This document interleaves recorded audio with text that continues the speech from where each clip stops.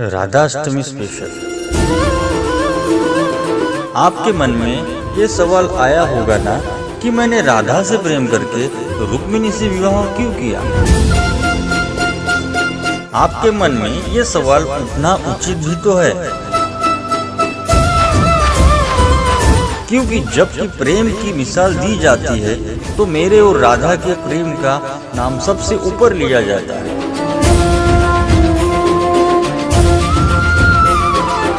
मेरे और राधा के प्रेम को जीवात्मा और परमात्मा का मिलन कहा जाता है। सदियों से पीढ़ी दर पीढ़ियां मेरी और राधा की प्रेम कहानियां पढ़ती चली आ रही है। ये सवाल खुद राधा ने भी मुझसे पूछा था कि तुम मुझसे विवाह क्यों नहीं करना चाहते। तो मैंने राधा को बताया कि कोई अपने ही आत्मा से विवाह कैसे कर सकता है राधे। वैसे कि विवाह के लिए दो लोगों की आवश्यकता होती है और मेरा और तुम्हारा अलग अलग अस्तित्व ही नहीं है, तो हम एक दूसरे से कैसे विवाह कर सकते हैं राधे। तो हमारे बीच विवाह का सवाल ही पैदा नहीं होता।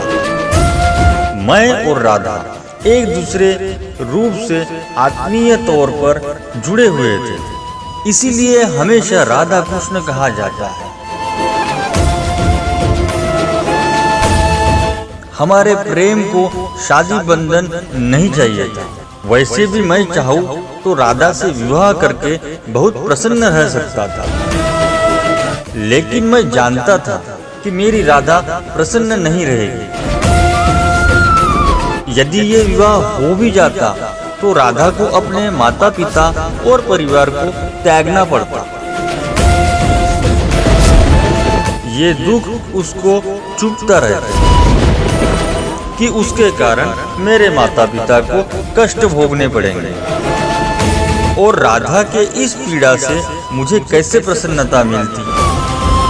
आप जिनसे प्रेम करते हो उनकी भावनाएं नहीं, बल्कि आपका प्रेम भी जिनसे प्रेम करता है उनकी भावनाओं का भी ध्यान रखना हमारा कर्तव्य है।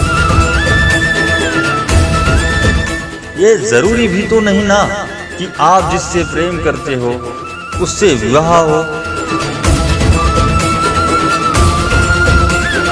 यही तो मेरे और राधा की रिश्ते की सबसे बड़ी खूबसूरती है।